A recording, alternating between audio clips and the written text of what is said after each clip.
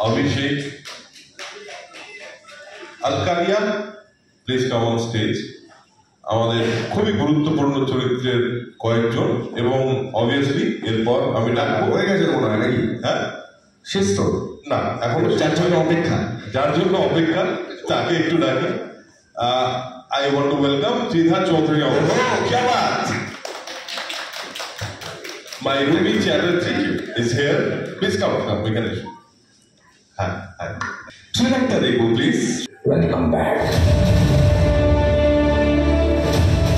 সত্যিটা সবসময় সুন্দর হয় না যে আমরা এটা খুব কমপ্লেক্স একটা কনসেপ্ট, তো এখানে আমরা চেষ্টা করেছি, আমি যখন লিখেছি আমি প্রত্যেকটা চরিত্রের মধ্যেও ওই সত্যি মিথ্যের মাঝখানে দাঁড়িয়ে কোনটা ঠিক কোনটা ভুল কোনটা সত্যি কোনটা মিথ্যে এটা চুজ করার জায়গাটা খুব ইম্পর্টেন্ট। সেটা ধ্রুজিত ক্যারেক্টারও সেটা খুবই ইম্পর্টেন্ট একটা পার্ট প্লে করেছে এবং অবভিয়াসলি রুবির ক্যারেক্টারটাই এটা রুবি সমান এবং অনন্তর চরিত্রের তিনজনের চরিত্রের সবচেয়ে ইম্পর্টেন্ট পার্টি এটা, কোনটা ঠিক কোনটা ভুল কোনটা সত্যি কোনটা মিথ্যে এটা কিভাবে চুজ করবো, যেটার একটা রিফ্লেকশন এই ট্রেলারটাতেও আছে।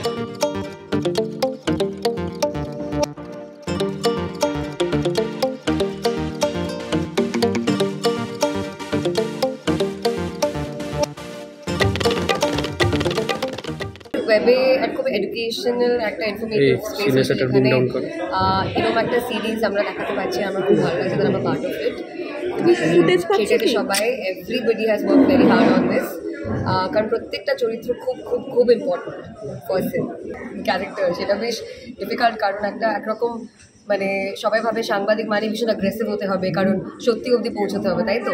কিন্তু রুমিকে কিন্তু আমরা একটা আলাদাভাবে দেখি, আমরা দেখিও একটা সাংবাদিক যে খুব বেশি অ্যাগ্রেসিভ না, কিন্তু ভীষণ মেন্টালি ভীষণ কাম, আর কিছু না কিছু একটা যা ওর চলছে লাইফে ওটা কিন্তু ওর কাজের থেকে প্রকাশ করে। অ্যান্ড অফকোর্স অনেক আরও ক্যারেক্টার আছে যারা ওকে হেল্প করে সত্যি অবধি পৌঁছে। আমার বেশ ভালো লাগছে, কারণ বাংলায় তো অনেকে ভাবছিল যে বাংলায় তৃণা বলে কাজ করবে না, এরকম ব্যাপার ছিল না। আগামী বছর আমার অনেক কটা হিন্দিতে কাজে রিলিজ আছে, তো ওটাকে নিয়ে আমি প্রি পোস্ট প্রোডাকশন নিয়ে ব্যস্ত ছিলাম। কিন্তু আমাকে যখন অর্ণব খাসনবিশ আমাদের ডিরেক্টর সিনের উনি যখন আমাকে পড়ান স্ক্রিপ্টটা আমার খুবই ভালো লেগেছে, তো অনেকদিন পর বাংলা একটা খুব ভালো স্ক্রিপ্টে কাজ করতে পারছি। তো আমি মনে করি মানে একটা ক্যারেক্টার প্রিপেয়ার করার জন্য তার যদি হরস্কোপ বা ট্রেড জানা যায় ওর উপর অনেক কিছু কাজ করা যায়। When people watch it only then they come to know about the character, because আমার যে ক্যারেক্টারটা হচ্ছে she is a kind of an underdog in the series. When you see her, so you don't realize that what kind of motivation she's going to have or how she is going to contribute to the plot. So there is a lot she is doing, but yet she looks very submissive. So আমার জন্য তো এটা মনে হচ্ছে একটা life changing character, because as I told you, as an actor, this is exactly the kind of character I was looking for. This is very dynamic. I have a lot to do, yet I'm not doing anything. So এটাই বলবো যে সিরিজটা দেখো and then you will come to know. It was like okay, so যেটা আমি আগে বললাম যে সিরিজ করার একদিন আগেও আমি জানতাম না যে আমি এই সিরিজের পার্ট হব। সো আমার কাছে খুব একটা টাইম ছিল না যে I will prepare for the character or I will look for some references. So I was like a whiteboard, I was like completely blank. And অরুণাভদা he just like he put information on my blackboard, you know. So he was that kind of a person who, like, before every scene he was giving me the motivation of the character, of what is happening, because since I came very late to the series, so আমার কাছে পুরো গল্পটাও মানে খুব একটা vague ছিল, আমি জানতাম না, because we don't even have that kind of time. So উনি আমাকে সব বলে দিচ্ছিলেন যে কেন হচ্ছে। সো এরকম একটা ডিরেকশন না, to get this kind of a direction from a director is not very easy, you don't find it usually. So he was like an actor's director. This is something I would say. এটা আসলে হুইসপারস of guilt কথাটার মানে যেটা আমি ইয়ে করতে চেয়েছি সেটা হলো গিল্ট, মানে মানুষ যদি অপরাধ করে ফেলে কোনো কিছু, তারপর সেটা যদি তার অপরাধ বোধ জন্ম দেয়, সেটা না কানের কাছে খুব আস্তে আস্তে বলতে থাকে তুই এটা ঠিক করিস। তো আমার মনে হয় সেটা হুইসপার করতে থাকে আমাদের ভেতরে, ইন্টারনাল একটা খুব কষ্ট হয় আর কি আমাদের মধ্যে। এইটাকেই আমি হুইসপারস অফ গিল্ট বলতে চেয়েছি।